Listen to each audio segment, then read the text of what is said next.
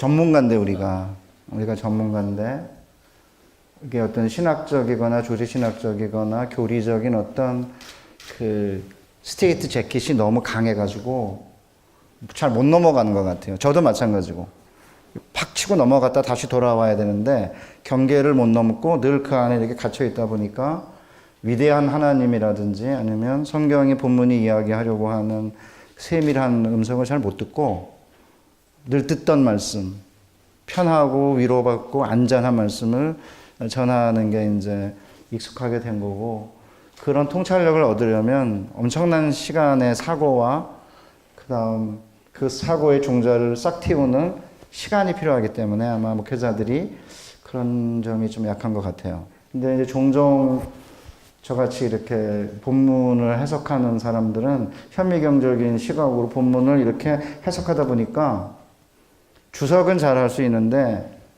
위대한 사상가가 안 되는 것 같아요. 그러니까 어거스틴 같은 학자는 알레고리컬하게 해석해가지고 뭐 가인의 후손은 사탄의 이제 역사고 이 세상의 도시고 세속 도시고 세세계열은 하나님의 도성이다. 이런 거는 성경에 사실은 주회적으로 나타날 수 있는 이야기가 아니라 거대한 사상인데, 저는 최근에 이제 현미경적인 시각으로 본문을 보고 거대한 그 망원경적 시각으로 전체를 보는 이게 두 개가 잘 연결돼야 되는데, 오랜 동안 많은 이제 목사님들이나 제가 현미경적 시각으로 이렇게 본문을 해석하고 삶을 해석하는 거는 능했는데, 이 시대의 전체의 흐름을 본다든지 시대의 요구에 이렇게 반응을 보이는 면에서는 약하다 보니까, 그러니까 노아 이야기를 해석하면서 이제 두발가인이 기계를 만드는 사실은 최초의 사람인데, 그 두발가인이 이렇게 쇠뭉치를 가지고 다니며 사람을 죽이고,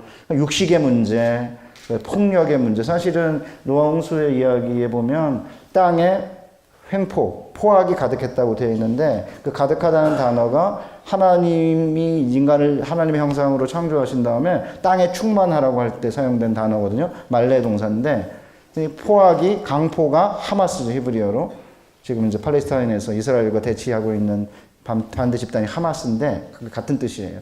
그 하마스가 가득 찼다는 거죠, 말레. 그러니까 하나님의 형상으로 가득 차야 될 세상이 폭력으로 가득 찬 게 이제 가장 심각한 노아 심판의 이유인데, 뭐 일부 어떤 목사님이 유명한 목사님인데 예배를 안 드렸기 때문이다. 성경 보면 어디에도 안 나오는데 예배를 등한히 여겼기 때문에 노아 심판이 임한 거니까 예배 열심히 드려야 된다, 이렇게 해석하시거든요. 그러니까 이제 본문을 현미경적인 시각으로 관찰하면서 본문의 의미가 뭔지를 잘 이해하고, 그 다음에 그 단어 하나, 그 폭력이라는 단어 딱 한 번밖에 안 나오거든요. 한 번밖에 안 나오는 폭력이라는 단어를 렌즈 삼아서 그 안에 거대한 세계를 보는, 하늘의 모래 아래서 세계를 보는 윌리엄 블레이크의 이런 이상, 비전, 이거를 이제 상실하다 보니까 하늘의 모래, 본문의 모래알 속에서 세상을 보는 비전이 이 우리가 살고 있는 이 세상 안에서 우리가 경험하는 그런 세상을 읽는 렌즈가 없는 거죠, 목사님들이.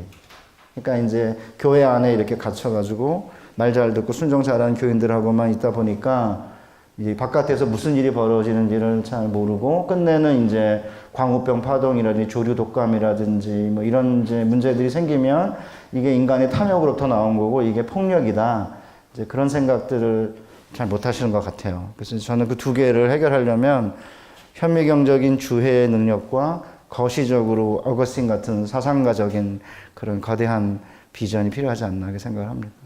그러니까 저는 오히려 성경 본문의 전문가가 되어야 될 목회자들이 때로는 너무 교리적이고 신학적인 한계 때문에 보지 못하는 건 어쩔 수 없이 제가 동의하면서도 동시에 시대를 읽어내는 해안이나 삶의 근원적 지혜를 본문에서 찾아내는 데 있어서는 오히려 영화 감독하는 사람들이 고민을 하기 때문에 탁월할 수밖에 없고, 성경 해석의 과제는 개인에게 주어진 게 아니고 공동체에게 주어진 거거든요. 그러니까 성경 해석의 과제는 공동체에게 주어진 거기 때문에 한 개인으로서 2000년의 교회사의 탁월한 교회 선생님들의 해석과 또 최근의 현대 학자들의 도움과 같이 목회하고 있는 다른 목회자들의 도움을 받지 않으면 혼자서는 그 계시를 파헤치는 건 불가능하다고 생각합니다, 저는.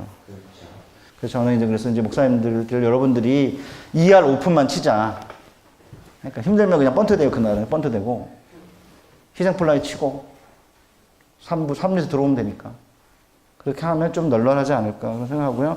어쩌다 한 달에 한 번 정도는 이제 본문을 정해놓고, 깊이 이렇게 들여다보는 훈련이 되면, 저는 목회자만큼 탁월한 시인, 철학자, 예술가가 될 가능성이 있는 사람은 없다 생각하고요. 이 안에 다 들어요. 성경 안에 예술, 철학, 역사, 뭐 신학 다 들어있으니까 한 30년 그 정도 목회하다 보면 그런 탁월한 시인, 철학자, 예술가가 되지 않을까 그런 생각합니다. 보통 인터넷 이렇게 들어가면 이제 노아 홍수의 하나님은 자의적이다, 변덕스럽다. 어떻게 시작도 안 했는데 연극 무대 이제 뭐 1막도 안 지났는데 모든 등장인물을 쓸어버릴 수 있냐. 뭐 그게 이제 가장 큰 질문인데 사실은 학자들이 노아 홍수 이야기를 분석을 하는 가운데 진노나 분노에 관련된 명사나 동사가 한 번도 안 쓰이거든요. 어떻게 분노나 진노에 대한 명사나 동사가 한 번도 안 쓰일까? 이게 가장 중요한 관찰이고, 그러면 도대체 하나님의 심판의 정조, 마음의 정서는 뭐냐? 본문에 보면은 근심하고 마음을 바꾸는 건데, 아까 우리 편집장님께서 말씀하신 대로 작정의 영역에서는 하나님은 변치 않으시지만 그 작정을 역사 가운데 풀어내는 섭리에 있어서는 하나님은 바꾸셔야죠. 그래서 결국 하나님이 우리를 사랑하는 일에 있어서 변치 않으시려면 우리의 반응에 따라 변하셔야 되는 거거든요. 그러니까 이제 인간이 너무 심각하게 부패했기 때문에 땅과 함께 다 이제 멸절을 시키려고 하셨는데 그 정조가 변덕 때문이 아니고 분노가 아니고 마음의 고통을 하셨다는 거죠. 그래서 결국은 이제 마음의 고통 때문에 마음의 고통을 경험하면서 이제 쓸어버리신 거고, 그래서 이제 헬무트 틸리케가 실제적으로 십자가 굉장히 척박한 갈보리 언덕에서 십자가에 달리셨을 때 예수께서 그 아버지의 심정이 이미 노아 홍수의 하나님에 나온다는 거죠. 그러니까 사실은 헬무트 틸리케 같은 경우는 기독교 윤리학자고 주회학자는 아닌데 놀랍게도 그런 본문 안에서 찾아내거든요. 그러니까 노아 홍수의 하나님이 갈보리의 하나님이라고 연결시키는 건 진짜 탁월하지 않아요, 그죠? 근데 이제 우리가 이제 그런 면에서 많이 약한 것 같고요. 아까 우리 편집장님이 이야기한 대로 핵심이 뭐냐면 하트니까, 그러니까 인간의 마음에 생각하는 게 항상 악할 뿐인데 하나님은 그걸 보고 마음에 이렇게 아파하시니까 이거는 하트 투 하트의 문제지 하나님의 변덕스러운 자의의 문제가 아니라는 거고, 나중에 이제 그 노아 홍수가 끝난 다음에 내가 다시는 물로 세상을 심판하지 않겠다는 부분도 이유가 똑같아요. 인간의 생각하는 바가 어려서 악하기 때문에 다 쓸어버리겠다고 하셨다가 홍수로 인간을 심판한 다음에도 보니까 인간의 생각하는 게 어려서부터 악한 것은 변함이 없는 거죠. 그러면 매 세대를 물로 쓸어버려야 되는데, 그러면 하나님이 인간을 지으신 목적을 달성할 수 없으니까 하나님이 참기로 결정하신 거죠. 인간이 생각하는 게 어려서부터 악하더라도 아까 우리 편집장님 말대로 내가 다시는 물로 쓸어버리지 않겠다고 심중에 생각하세요. 그러니까 인간의 마음이 생각하는 게 항상 악할 뿐임을 보시고 심중에 이르시되, 거기도 하트와 하트의 문제인 거죠. 그러니까 하트가 4번 나오는데 인간을 물로 심판할 때 2번 나오고 인간을 심판하지 않겠다 할 때 2번 나와요. 그러니까 사실은 성경은 정말 탁월한 의미의 언어의 대가가 기록한 그레이 코드고 최고의 예술품인 거죠. 아주 곡진하게 인간의 근원적 지혜를 전달하기 위해서는 가슴에서 나왔지만 머리로 쓴 글이 가장 감동적인 글인데, 하나님의 하트에서 나온 구속사의 이야기를 하나님께서 놀라운 방식으로, 예술가적인 방식으로 거의 숫자, 그러니까 기하학적 아니면 산술적 정확도를 가지고 성경을 기록했다고 저는 생각해요. 그래서 학자들이 많이 밝혀놨습니다. 그러니까 이제 인간의 생각하는 게 어려서부터 악하더라도 하나님 물로 심판하지 않겠다고 맹세하셨기 때문에 우리는 이렇게 비가 억수같이 쏟아져도 인간의 생각이 저를 포함해서 어려서부터 악하다 하더라도 걱정하지 않죠. 물로 심판하지 않을 걸 약속하셨기 때문에. 이게 이제 성경에 나오는 언약의 첫 번째 용례고, 그래서 언약이 뭔지 정의를 할 때에는 노아 언약부터 시작을 해야지 창조 이야기로 거슬러 올라가서 언약이란 단어가 안 나오는데 거기서 이제 언약의 핵심 개념을 찾으려고 하다 보니까 성경을 이해하는 데 좀 어려움이 생겼습니다. 그동안. 소돔과 고모라에 불이 내릴 때 비처럼 내리니까 이미 노아 홍수 때 비가 내리는 그 단어랑 불이 그 소돔과 고모라에 내리는 거랑 단어가 같아요. 그러니까 이제 시초 때 일어났던 일이 역사 시대에 반복되다가 이제 마지막 종말의 때 체질이 흩어지듯이 불에 녹듯이 새 하늘과 새 땅이 만들어지기 전에 우리가 있는 이 땅과 하늘은 체질이 사라지듯이 사라질 것 같아요. 이게 문자적으로 본문을 해석해야 된다는 이제 원리가 문법적 해석이고, 이거를 장르에 유의하면서 예를 들어서 노아가 의인이라고 그러면 죄가 없다는 뜻이 아니고 스토리가 이야기되는 방식이 노아가 왜 의인인지를 보여주니까 노아 스토리에 처음으로 의인이라는 단어가 쓰였는데, 그럼 노아 스토리에서는 노아를 왜 의인이라고 말하는지를 찾아보면 노아가 하나님의 명령한 대로 순종했다는 게 4번 반복되거든요.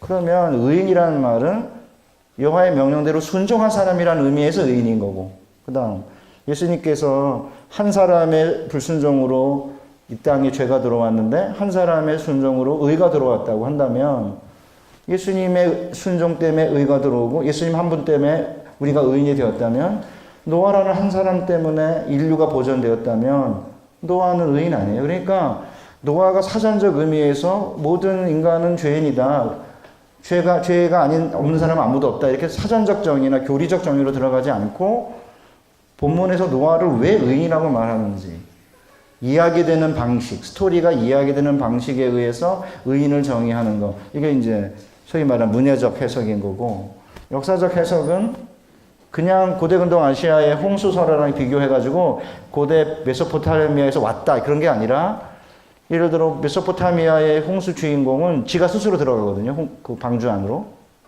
근데 하나님이 뒤에서 닫으세요. 하나님이 방주의 문을 닫으셨다고 되어 있고요. 물이 다 빠지고 지면이 다 말랐는데도 불구하고 안 나옵니다. 그런데 그 바벨론 홍수설화에는 주인공이 그냥 나와요.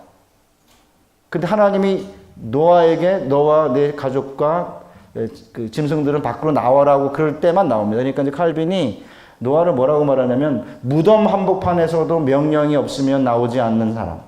너무 멋있어요. 그러니까 정말 우리 시대, 우리 신앙의 선배들, 틀리키든지 칼빈 진짜 대단하고요.